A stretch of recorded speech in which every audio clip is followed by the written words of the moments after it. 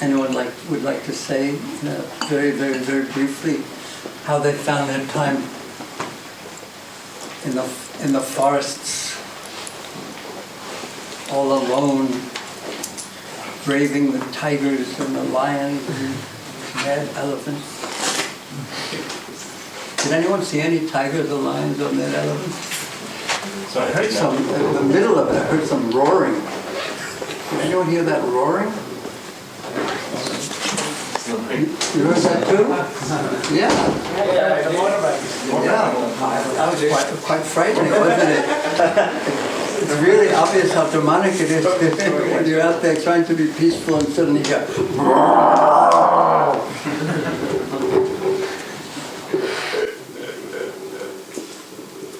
Did anyone notice that? How awful that was. But there are no accidents.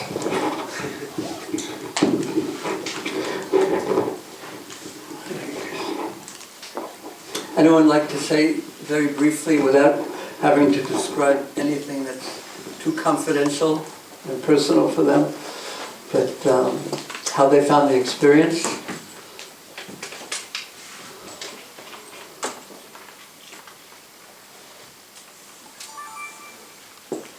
Yes. It was a little bit like the average day at home for me, because I live in the forest. Probably very different if you've got a family and live in the city, though, I would think. Yeah, so for you, you do that kind of thing every day, practically speaking. Yeah. That's what your life is like. That's interesting.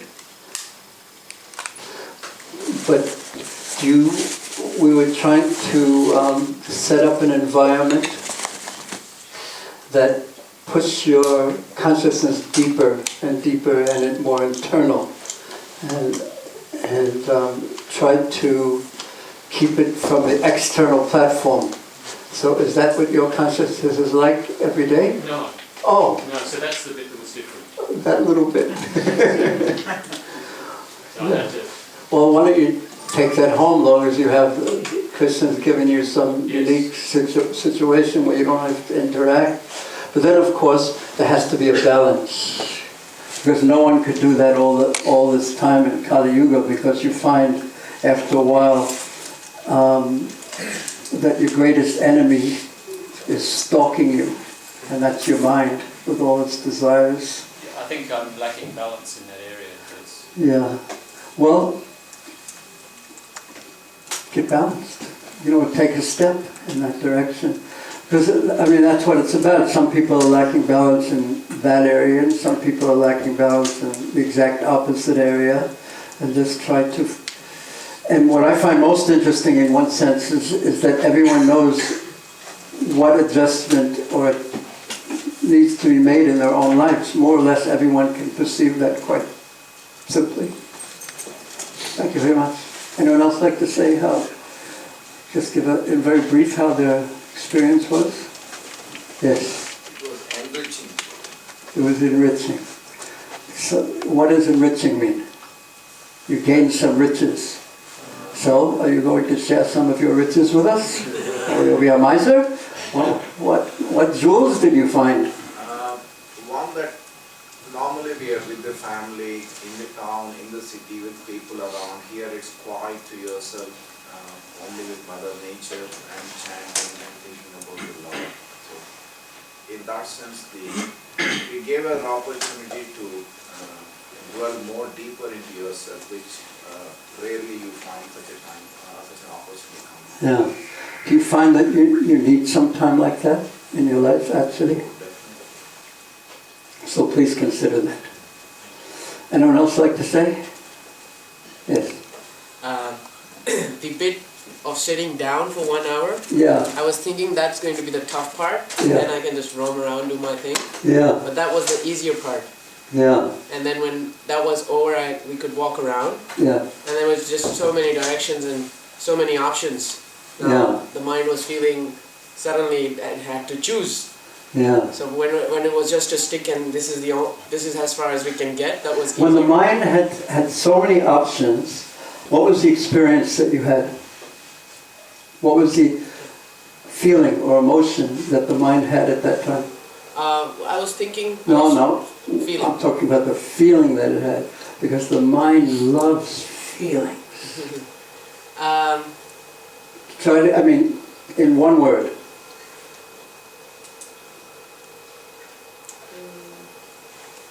I don't know, it's more or less clueless. It's just Bewildered. bewildered. The mind loves to feel bewildered. All those options that I don't know, that experience, because we think that the mind only loves pleasure.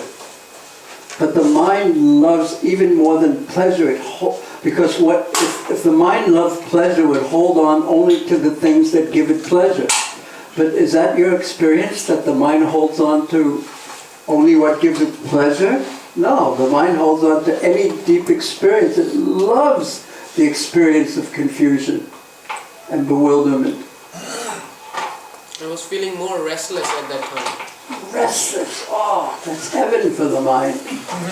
In the mode of passive. That's the mind in the mode of passive. But what happens if you can somehow, if the mind somehow gets disciplined and quiets down a little bit and is in the mode of goodness, it actually becomes peaceful. And sattvam, samjayate jnanam. And actual knowledge naturally comes. How many of you found it difficult to be in your bow length?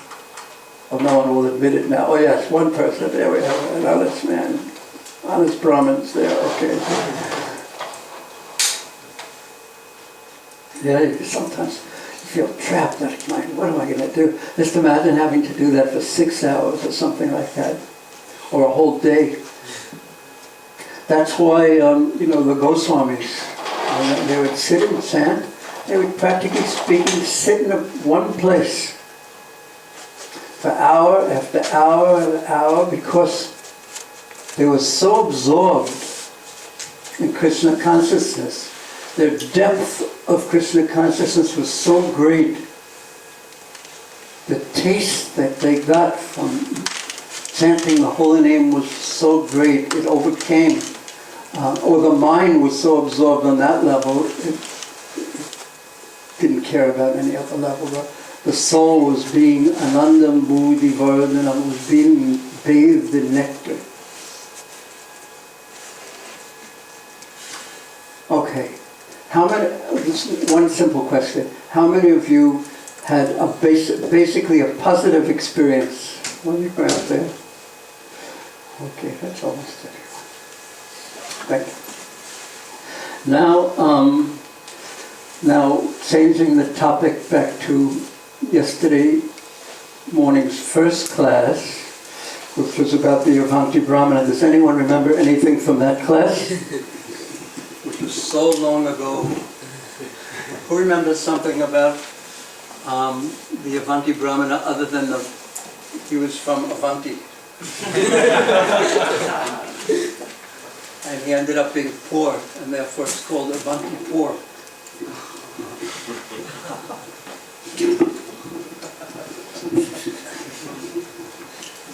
Anyone remember anything about what happened? He was miserly. Raise your hand though. Yes? He was miserly. He was, yes, miserly to the extreme. And then, anyone remember anything else? Thank you. Yes? Because of that miserliness, he became very poor, and all of his relatives left him and became bitter, and he lost his identity because he lost all his riches. Yes. Thank you. Anyone remember anything else? Yes? When he actually started to sing the song of the Avanti Brahmana, his first realization was that he was very unfortunate, but not because he'd lost everything, but rather that he'd been so attached to what he had. Yes. But the actual song of the Avanti Brahmana will come now in this part. That was just his preliminary thoughts that allowed him to become detached. And quite amazing, within the dark cloud of his misfortune, he found the gold of the greatest fortune. That is part of the art of devotional service. Finding Krishna's mercy in every situation. Thank you. Anyone remember anything else? Yes. He understood that he felt a strong feeling of renunciation, Yes. and he understood that is because of the mercy of the Lord. Yes. So what can you extrapolate from that? What can you gain from that point? The strong feeling of renunciation, well, I'll just say it doesn't, these things don't come by our deepest, anything on the deepest level, it does not come from my personal power. No matter how personally powerful, how much personal power we have, it is actually, first of all, a gift, and second, it is insignificant compared to Krishna's material energy. We have strength, and then a tidal wave comes and boom, tsunami, finish. There's no such thing as good health in this world. There's no such thing as strength in this world. In 1 second, anything could be gone. So really, what we have, especially if it's an opulence, an ability that's strong, it's a gift of Krishna, and He is maintaining it for us. And if we become proud about that, about a gift, we are certainly foolish. And also we'll end up being ungrateful, and then we'll have to taste the bitter pill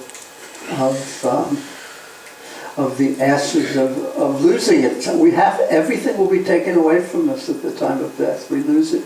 And that's what one of the main difficulties of becoming old is, because all the upadis, all the things that you think are you but actually aren't you, that you're proud of and you identify, this is me and I'm better than this one because of that, one by one, they're all taken away. Hair by hair, one could even say, from personal experience. Or tooth by tooth, I can also say that one too. Whatever, it's all taken away. And then I just recently had a tooth extracted, and then the dentist said, do you want to see it? So usually I would say, no, I don't want to see it at all, because they're not pretty at all. But this time I was in a philosophical mood. So I said, yes, I want to see it. I'd not rather say, yes, I want to see it. So he showed it to me, and there it was. And I thought, it's not me, because I'm still here and the tooth is over there. And usually I thought, by looking around, I said, this is me. But that tooth wasn't me, and my ear isn't me, and this isn't me. So all the things that we think are us, but aren't us, are taken away from us. And then, if we don't know who we really are, if we think we're that ability to run is me, or if we think this ability, it's just so disappointing. We don't know who we are, as we lose our sense of identity, so to speak, piece by tooth by tooth. Okay, we should move onward, because today there's so much excitement planned. Now, the Avanti Brahmana, and I've seen this in life, I have a very deep realization, all Krishna, as I said yesterday, all I want is to serve you, and from now on I don't care about anything else other than service to you. And it's almost as if you hear Krishna saying, oh really? Let's see. So the Avanti Brahmana, he had a very deep realization. I don't want to have anything to do with this material world. I'll be situated in the self alone. And now he's going to be tested.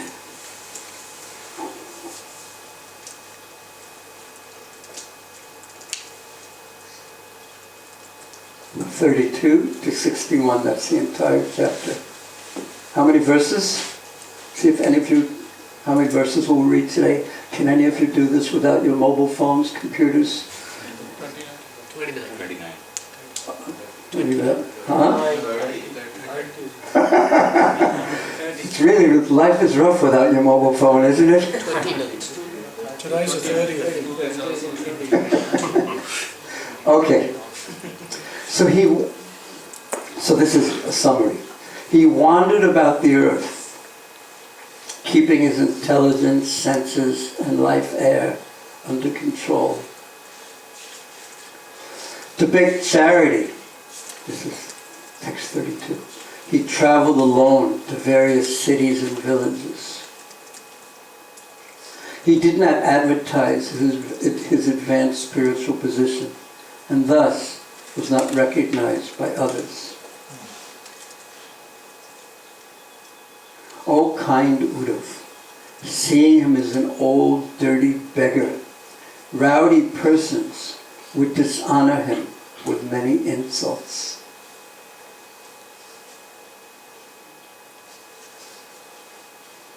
This is the level of because one can only be externally tolerant to the level that one is internally deep. So this talks about his external tolerance and the depth of his internal taking shelter.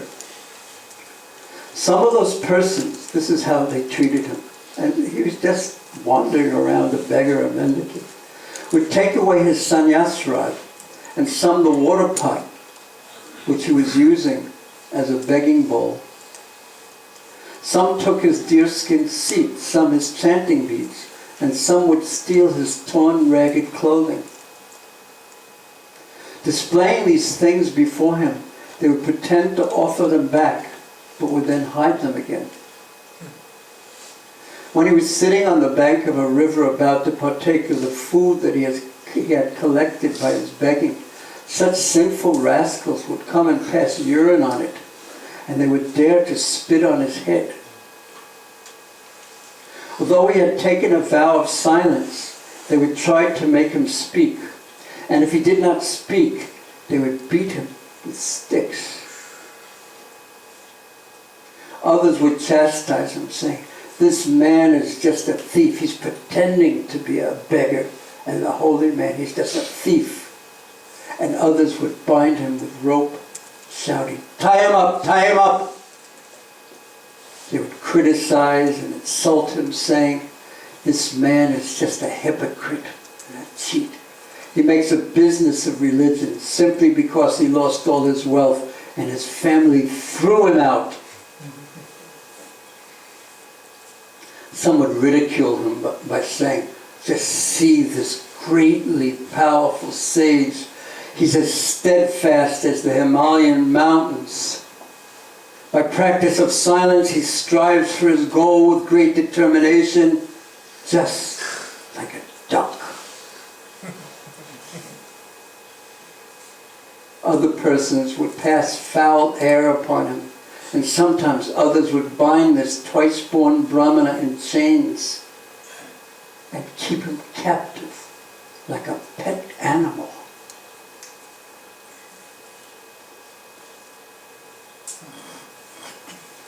And then this 40th text. Gopavilash Prabhu, please read the Sanskrit. And everyone follow along. Follow after you read it, each line. Evam sa bhautikam dukham. Evam sa bhautikam dukham. Daivikam daihikam chayat. Daivikam daihikam chayat. Bhoktavyam atmanodishtam. Bhoktavyam atmanodishtam. Praptam praptam abudhyayata. Praptam praptam abudhyayata. So thus, he saw all the different miseries, bhautikam, dukham. Dukham, of course, miseries. Bhautikam caused by other persons, by daiva, by daihikam. Daihikam and daiva means by how would you translate it? Due to the higher powers and due to his own body. So our threefold miseries. He saw all of these.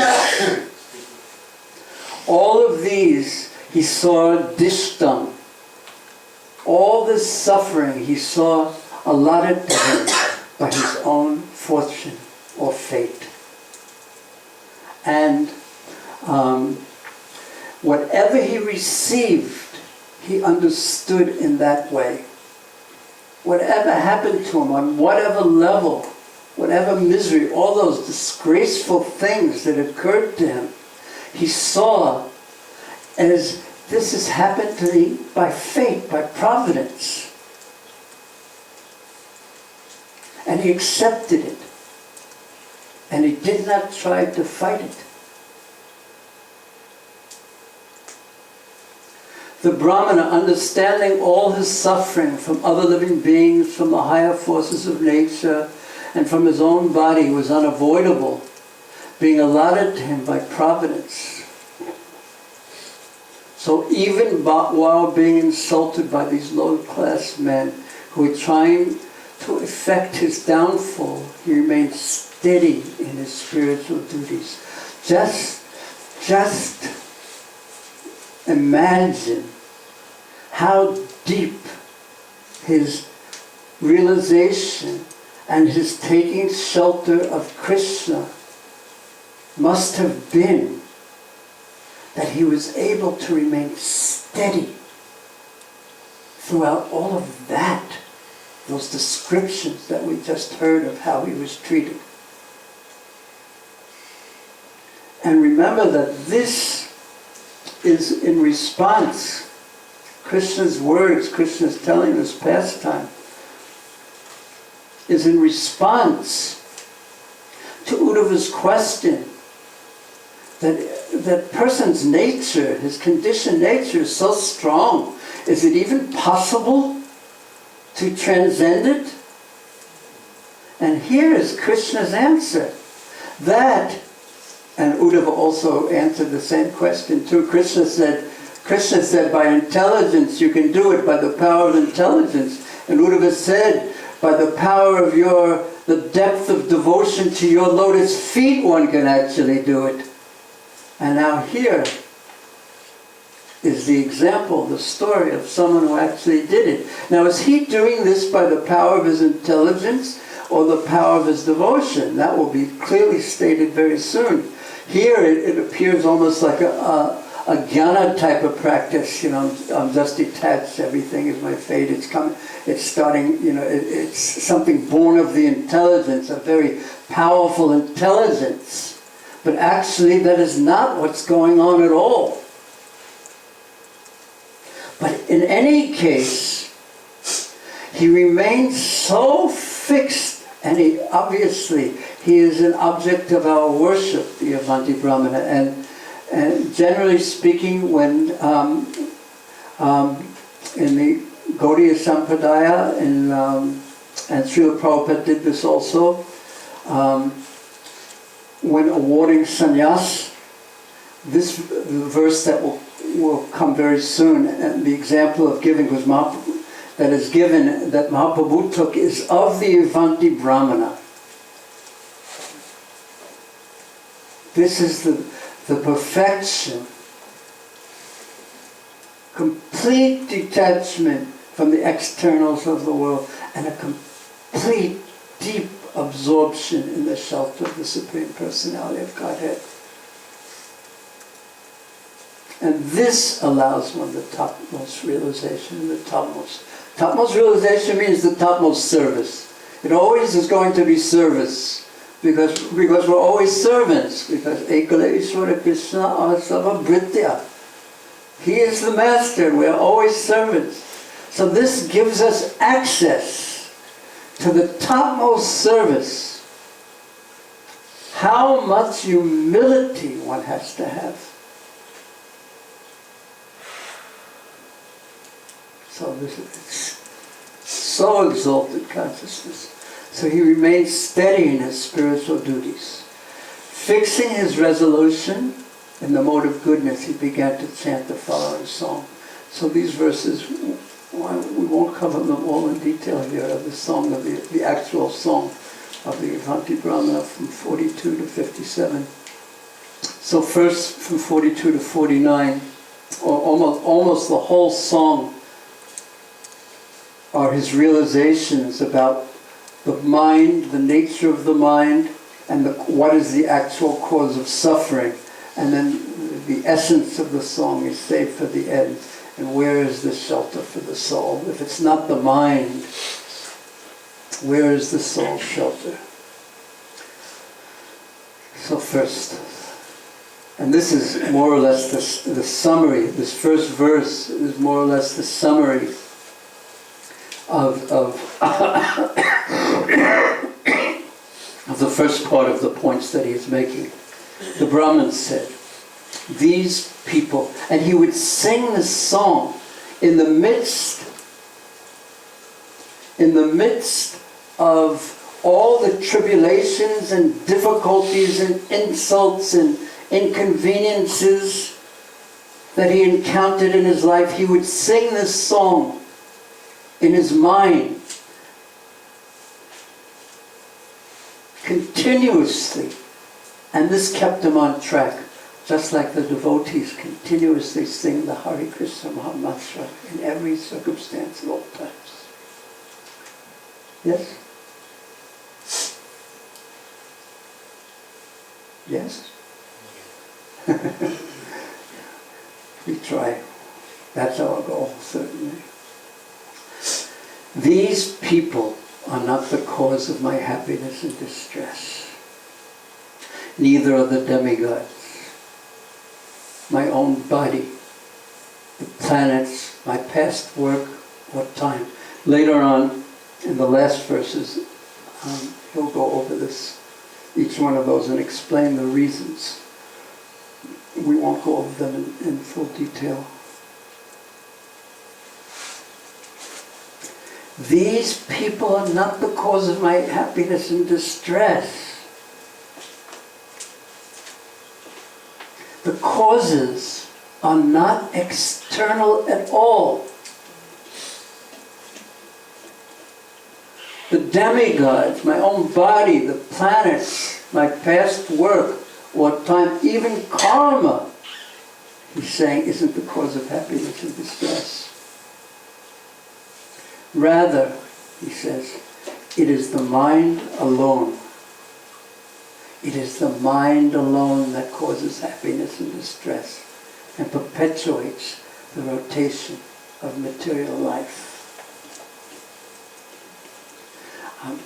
This is philosophically described, I had mentioned it before, by the Hansa Avatar in the 11th canto, 13th chapter.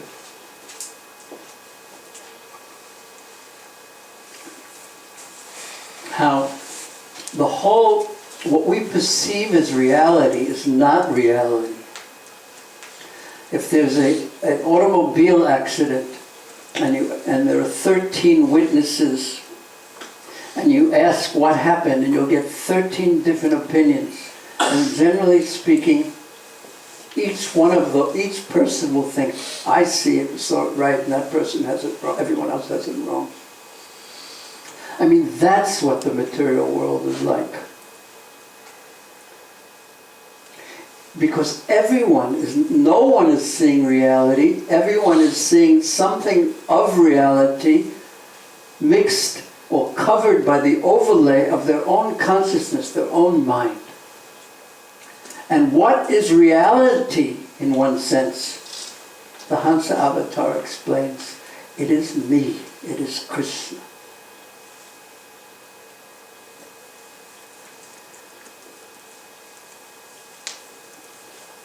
So unless one is seeing Krishna in every circumstance, because the absolute truth, the definition of the absolute truth, is that which is all inclusive, nothing is external to it.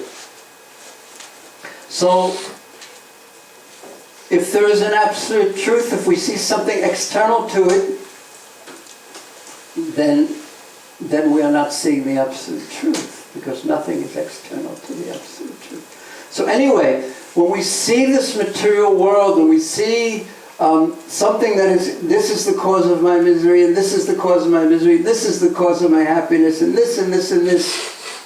We are missing out on reality.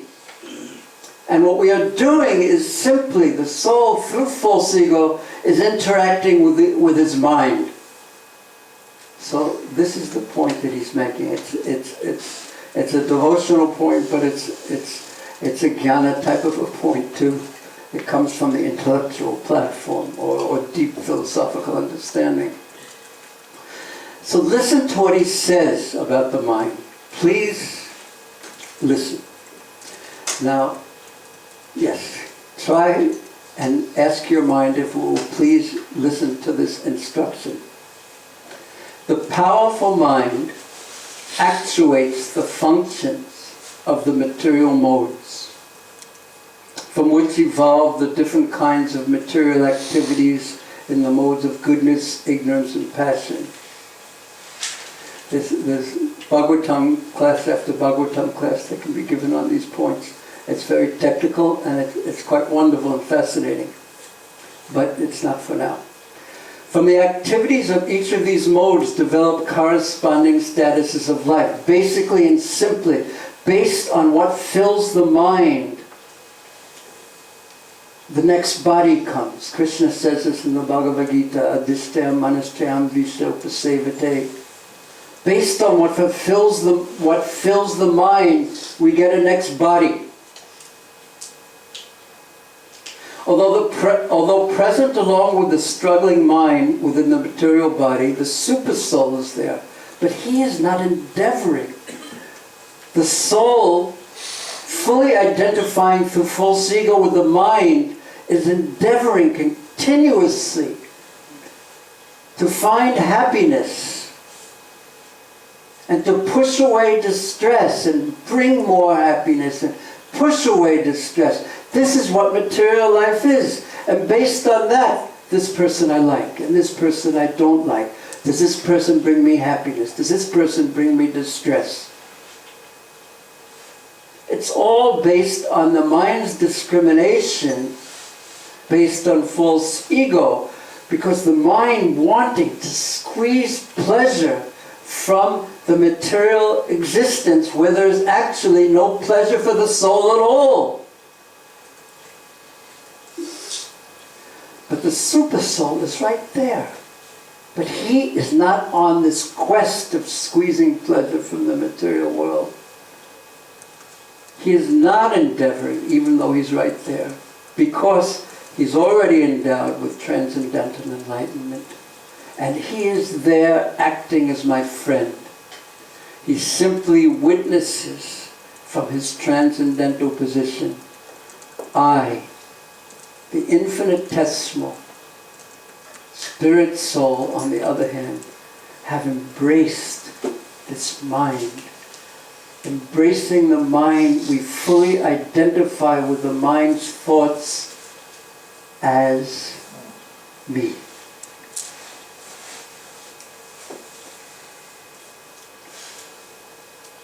And what is the mind? So he embracing the material mind, which is the mirror reflecting the image of the material world.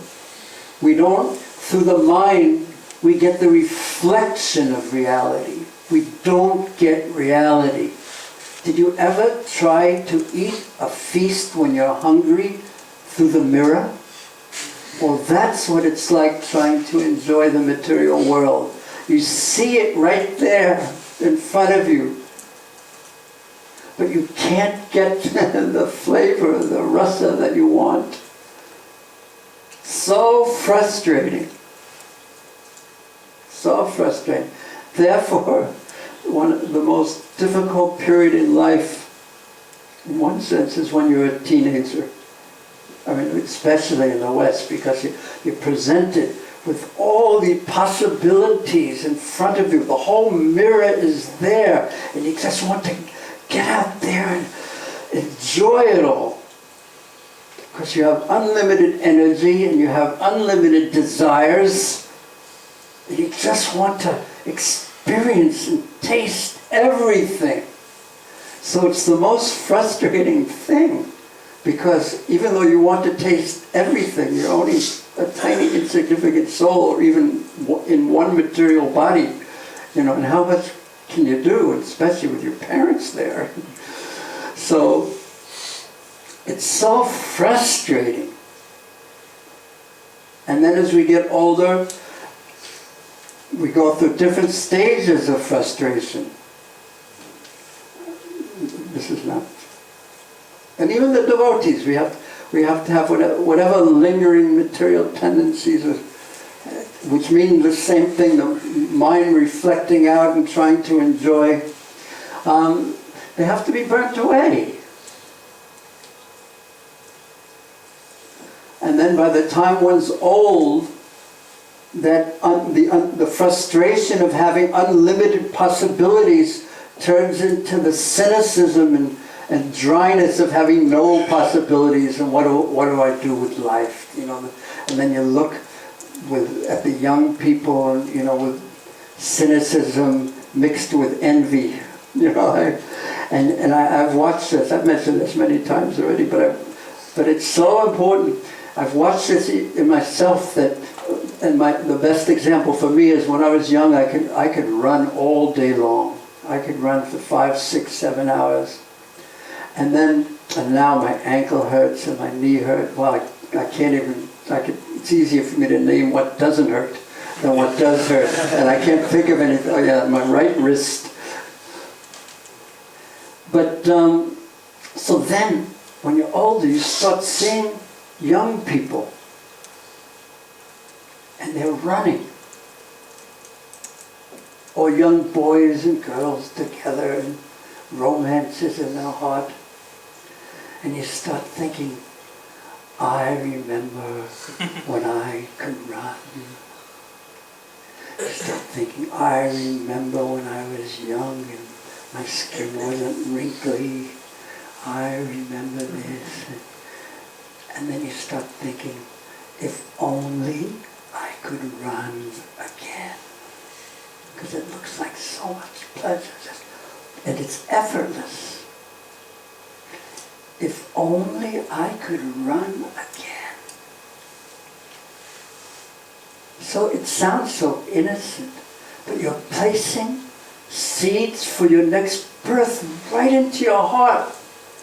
Oh, you want to run again? How many legs would you like next time? I see these little those millipedes that are everywhere. Are they here also? They're everywhere. I don't know, but they really must have had that desire. Only if I had 1,000 legs, I could walk and walk and walk.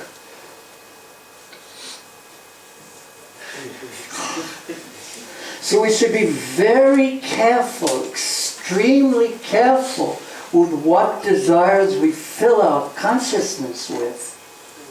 Because material desires, innocent as they may seem, are not actually innocent because they cause us repeated birth and death. And that means suffering. So, thus, he says, I have become engaged in enjoying objects of desire. We actually never, I heard Prabhupada recently say in a lecture, that we don't actually enjoy the object, the thing that we think we're enjoying. We're just, all we end up doing is touching the modes of material nature, dealing with the modes of material nature. So we're just enjoying the modes of material nature or suffering the modes of material nature. So thus, I have become engaged in enjoying objects of desire, and I'm entangled due to contact with the modes of nature. Charity, prescribed duties, observance of major and minor regulative principles, hearing from scriptures, pious works, and purifying vows, all have as their final aim the subduing of the mind, the controlling of the mind. And this is actually the job of youth, because it gets almost impossible if one doesn't do it in youth. becomes almost impossible as one gets older. It's control the senses and to control the mind. This is the purpose of life until one is 25, 27, 30 years old. Up to 25 especially. Now, this is not what we are taught in school. It's rather just the opposite. Let your senses go. The world is possibilities. There's the internet. You need 100 TV channels, and then there's this and that. Fill your consciousness with as much as possible and suffer for the rest of it. And the result is just that with the contempt with people. So much suffering. No peace. So the purpose of all this is to subdue the mind, all the pious activities. Indeed, and here's where we're starting to get to the point, the perfect point. Indeed, concentration of the mind on the Supreme is the highest goal. So detachment of the mind from its purpose of enjoying the senses and full absorption on the Supreme Lord, that is the highest yoga. If one's mind is perfectly fixed and pacified, then tell me, this is the song he was singing. Now this would not be a popular song nowadays. If one's mind is perfectly fixed and pacified, then tell me, what need does one have to perform ritualistic charity and other pious rituals? And if one's mind remains uncontrolled, lost in ignorance, then of what use are these engagements for him?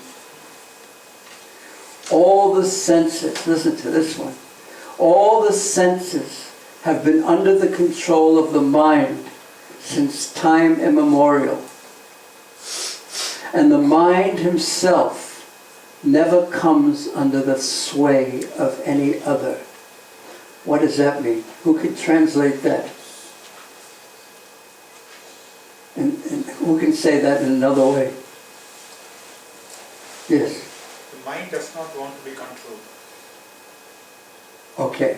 The mind, is that the same as the mind himself never comes under the sway of any other? Is that the same as the mind does not want to be controlled? The mind refuses, it never comes under the influence. It wants to do what it wants to do. He is stronger than the strongest, and his godlike power is fearsome. Therefore, anyone who can bring the mind under control becomes the master of all the senses. And failing to conquer this irrepressible enemy, the mind, this is quite depressing, isn't it? Oh no, what will become of me? What will become of me? Oh. Failing to conquer this irrepressible enemy, the mind, whose urges are intolerable and who torments the heart, many people are completely bewildered and create useless quarrel with others. This is what happens with the mind. This is like the definition of Kali Yuga. 7 billion minds all quarreling with each other. And that's not including the animals and the insects and the birds and the monkeys. And I've studied the monkeys very carefully in Vrindavan. That's all they do, quarrel. There's big families of monkeys, one here, and they're always wandering from one place to the next, and they're looking for food, and the big groups fight each other. And the biggest monkeys, and all the little monkeys, they all go, and don't know if you've ever seen this. They all get there and support, but the real fight is, and they go like this, but they don't fight each other. But then the big monkeys come out. You know those ones like this, who look like they've been in the gym all the time? They come out like that, and they're ferocious. And then the biggest monkeys from both sides, they come and fight each other. And they run after each other. And this is what monkeys do all day long. That's why they're brave, because they fight all day long. So fighting for them is nothing. That's what they do all day long. And they're ripped, their faces are ripped, and their arms and tails. And, please, don't become a monkey. We'll start on dogs in a moment, because I've also studied the dogs in Vrindavan too. But this is what Kali Yuga is like.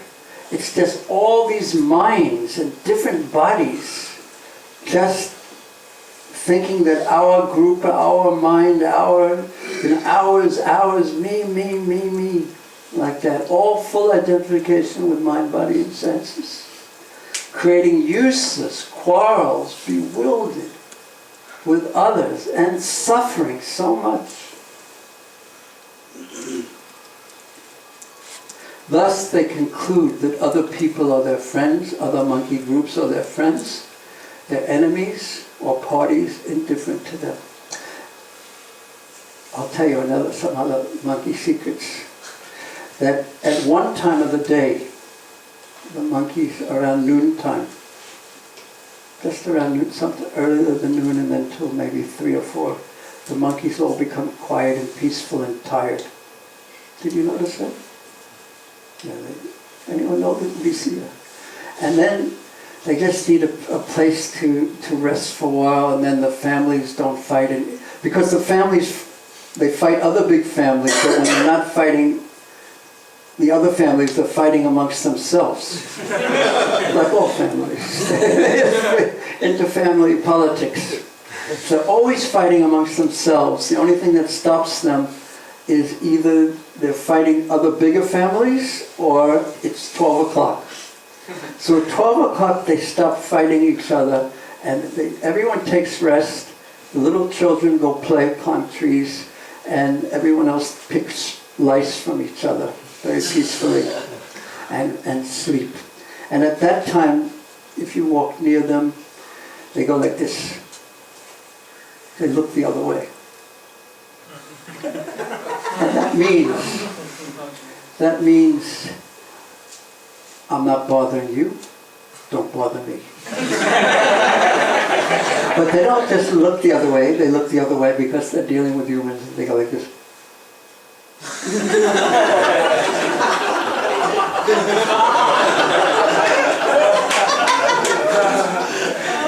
Have you seen this? You all become monkey scientists.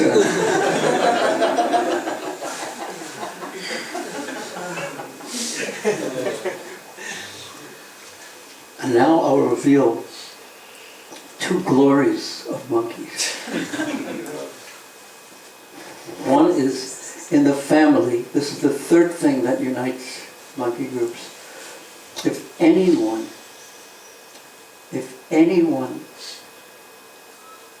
gives trouble to one of the baby monkeys, the whole family will come together, especially the biggest monkeys, and they'll give that person trouble to protect their baby monkey. So I think that's glorious. Second thing is that when they all come together, and the baby monkeys, they make a sound. I can't do it right now. But they make this special sound, which means they're being bothered. And then the whole family immediately comes, like the whole thing, and everyone gets ferocious to protect them. And the second thing is, you can fight with them, you can throw rocks at them, and they'll be angry at you, and you can pick up a stick, and they'll go like this, and everything like that. And then 5 minutes later, they've forgotten about it completely. They let it go so quickly. Anything that disturbs them, they just let it go. So those are from what I've seen, the two glorious qualities of monkeys, monkey families. So they conclude that other people are either their friends, their enemies, or parties indifferent to them. Persons who identify with this body, which is simply the product of the material mind, are blinded in their intelligence, thinking in terms of I and mine. Because of their illusion of this is I, but that is someone else, they wander in endless darkness. So first he's spoken about the mind. So he's spoken about the ferocious nature of the mind, that the mind is at the essence of material existence. And then he's going to speak about the false causes of suffering that he mentioned in the beginning. And we won't go over all of them right now. We'll go over them just in very, very brief. But he gives a verse describing that at whom should one become angry for causing our suffering? Other people? Happiness and distress are like the biting of the tongue by one's own teeth. The demigods, the soul's own nature, fruitive work, the body, time. Actually, so he one by one he'll give a verse explaining philosophically why each and every one of those aren't the cause of our distress. Usually we point to other people as the distress, our karma, the demigods, or it's the nature of the soul to be happiness. If to have happiness and distress, obviously it's not thinking of the soul as eternal. Our fruit of work, the body, of course I must be experiencing distress because the body it's like that. It's my body that gives me trouble. Time gives me trouble. But actually, he says, the soul is transcendental and it has nothing to do with matter. It has nothing to do with happiness and distress. Its actual life is on a different level. The soul's existence is on a completely different level. And there is the potency of Maya that disallows the soul to experience its true nature on that level. And it is Krishna's Maya. So,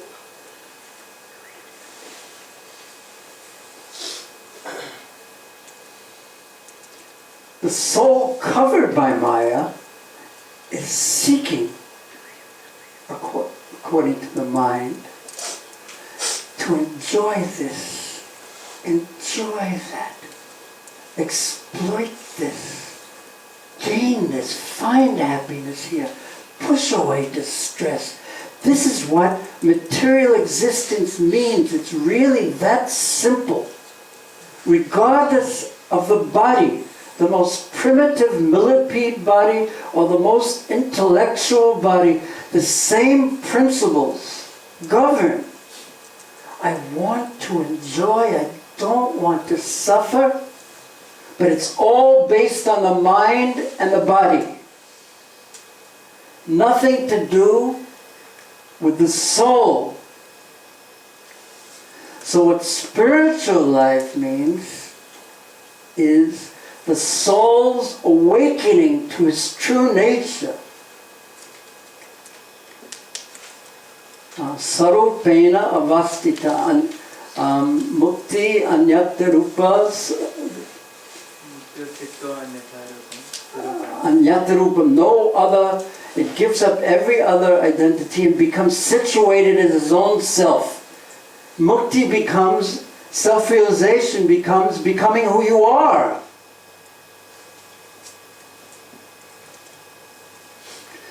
means becoming who we are. Everyone in a material body is always feeling some sort of discomfort because we're not who we are, so to speak, or we are who we're not.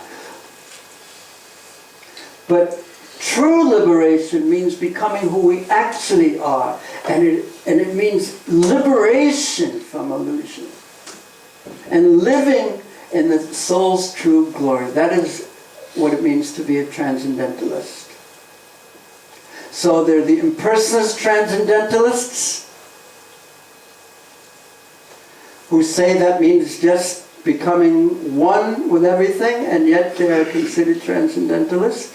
And then there's the devotee transcendentalist, who means being situated as Krishna's servant, either in Vaikuntha or Goloka Vrindavan.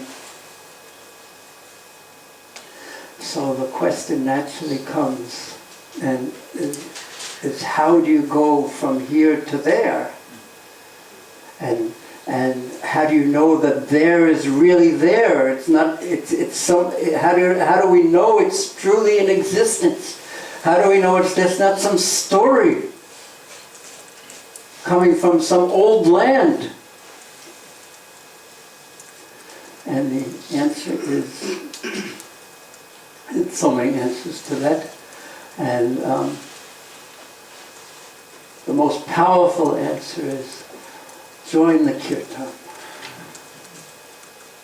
And this is Mahaprabhu's special gift, because there is such a taste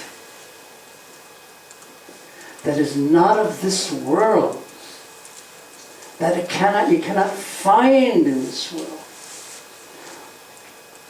Go to the holy land of Vrindavan.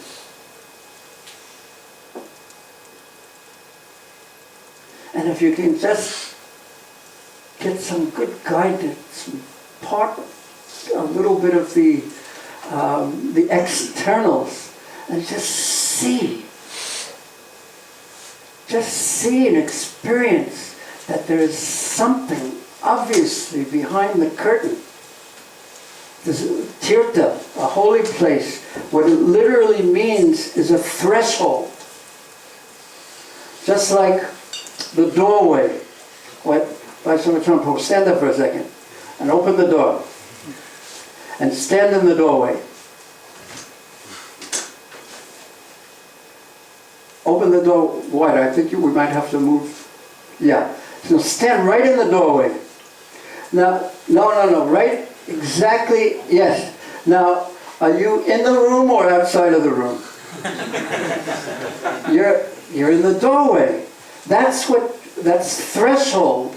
That is what a tirtha, a holy place is. It's not, you can keep the door, but you can come in now. A little fresh air never hurt. It's like someone may not have access into the full room, into the full spiritual world, but the holy dham is a place where you can perceive the existence of the spiritual world, even though you might not be fully in it. But you can walk through. You know it's there. You feel it's so close, but you don't have the ability to walk through and enter into it. But you know it's there. That's what the potency of the holy dham is. And then when you combine the association of devotees, and we saw this with Prabhupada, whether he was in Vrindavan or whether he was in Melbourne or whether he was in New York, he carried Vrindavan with him. So when you put the holy place with the holy names, with the holy devotees, and the Bhagavatam, and their lordships, and you chant Hare Krishna together, then the spiritual world manifests. For everyone, even for a few moments. Even if one is a beginner. So many, I've seen this. I remember there was this one devotee brought a group of Chinese yoga students to Vrindavan. And he was teaching them yoga and this and that in Vrindavan. And then he got them to start chanting on beads, the Hare Krishna Mahamantra as part of the yoga practice. They never had anything to do with Krishna consciousness. They had no idea of anything Krishna consciousness. And half of them just started crying. And then you see the deities. There's a famous, anyway, we could go on and on. But these items are so powerful, and Mahaprabhu said all of them should be accompanied by the holy name. So powerful. So it gives us the strength to go on. And the more we absorb ourselves in these things, and the more we facilitate the absorption of others in these things, the more mercy we get, and the more Krishna's blessings come to us. So even if, because I mentioned that that other verse yesterday about Sarva Harati Chitto Sto Bhagavan Purushottama, that in Kali Yuga Dravya Deshat Sambhavam, everything is Kali Kridan Dosham, everything in Kali Yuga, everyone's minds are so contaminated. Every person is contaminated. So by bringing the Lord in our heart in these ways, and the more we can keep Him in our heart, all the contaminations of Kali Yuga are removed.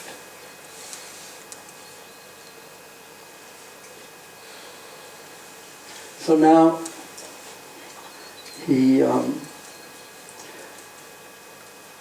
explains the essence of his song and the essence of his spiritual practice and the essence of that which gives him the power to control his mind, to be tolerant, and to be focused always internally.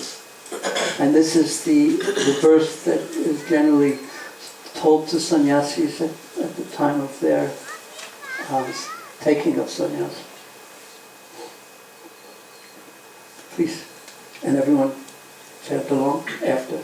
Etam sāstaya paratmanishtham Etam sāstaya paratmanishtham Adhyasitam purvatamer mahashibhi Adhyasitam purvatamer mahashibhi Aham tarishyami durantaparam Aham tarishyami durantaparam Tamo mukundang hrinishevayaiva Tamo mukundang hrinishevayaiva. Explain. Can we do it without the translation? I can cross over the insurmountable ocean of material existence. Do it by word by word.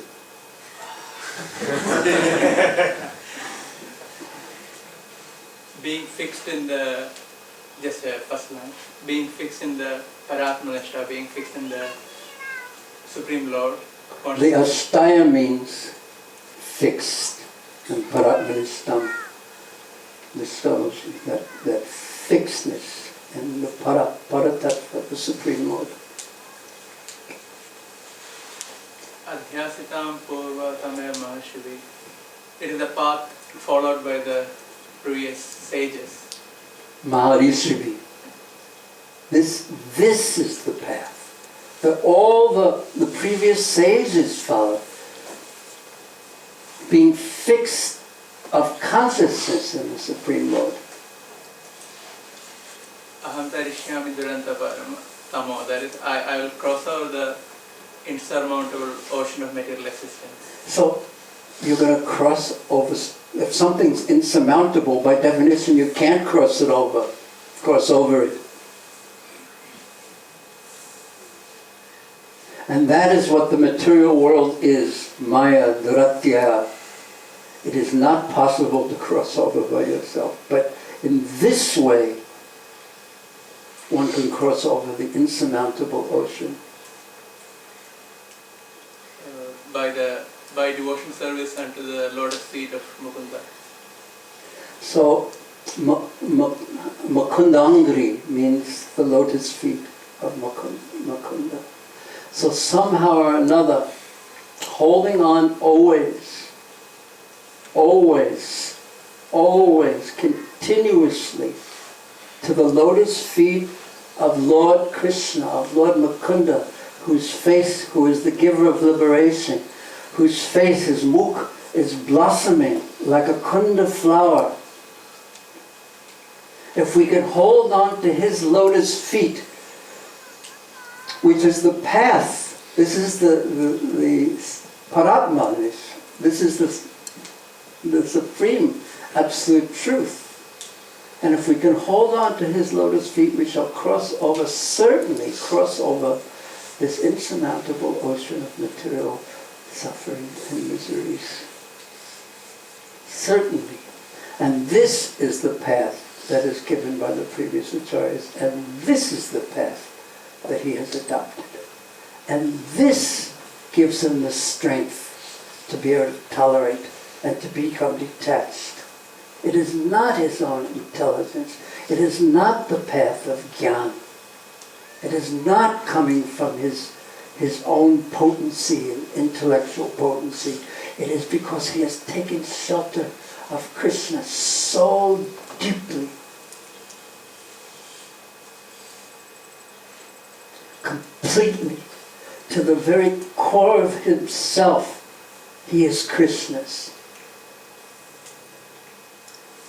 And there is no other way to cross over. Of course, there's the mercy factor.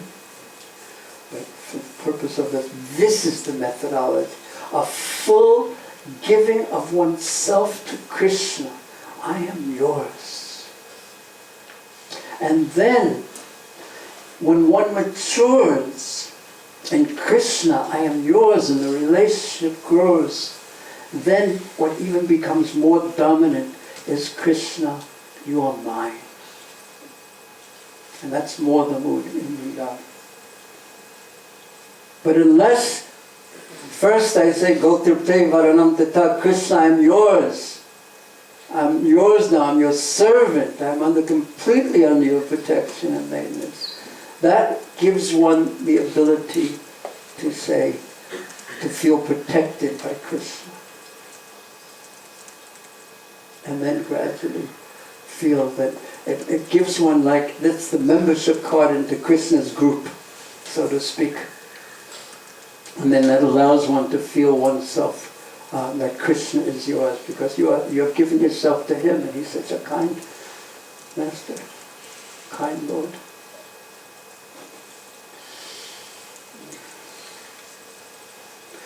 I shall cross over the insurmountable ocean of nescience by being firmly fixed in the service of the lotus feet of Krishna.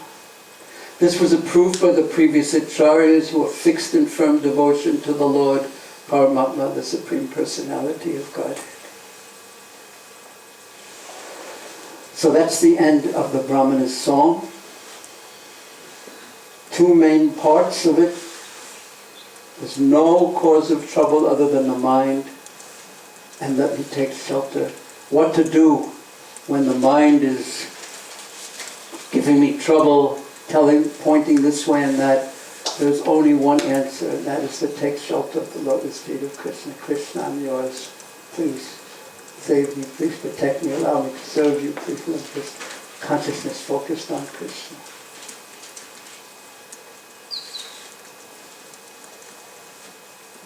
So Lord Krishna, after saying this, he said, thus becoming detached upon the loss of his property, the sage gave up his moroseness. He left home, taking sannyas, and began to travel about the earth. Even when insulted by foolish rascals, he remained unswerved from his duty and chanted this song. No other force beside his own mental confusion makes the soul experience happiness and distress.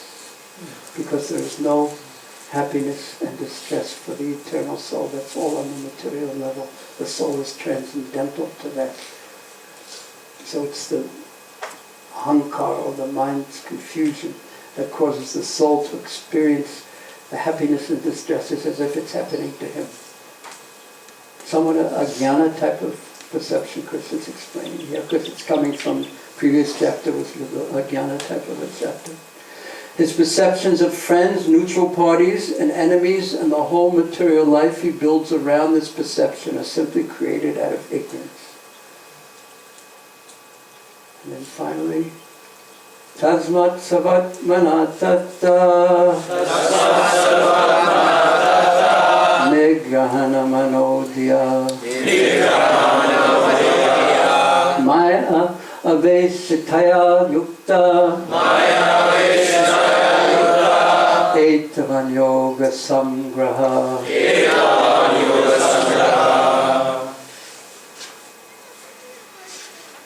My dear Uddhava, fixing your intelligence on me. So that's actually the putting together of the two concepts of the intelligence and the devotion is use your intelligence and focus your intelligence upon Krishna. And you should thus completely control the mind. And this is the essence of the science of yoga. Anyone who listens to or recites to others the song of the sannyasi, which presents scientific knowledge of the Absolute. Now what benediction is going to happen here for us all, because we have all either listened to or heard or spoken or both. Now what is the benediction that we are going to receive right now? And who thus meditates upon it with full attention, one has to think deeply, will never again be overwhelmed by the dualities of material happiness and distress. One has to be deep. And that's the end of this chapter. Now remember, before we'll break now, but just this one point of this is in life balancing, right? And he's gone from here to completely on this side. So this is one type of an example.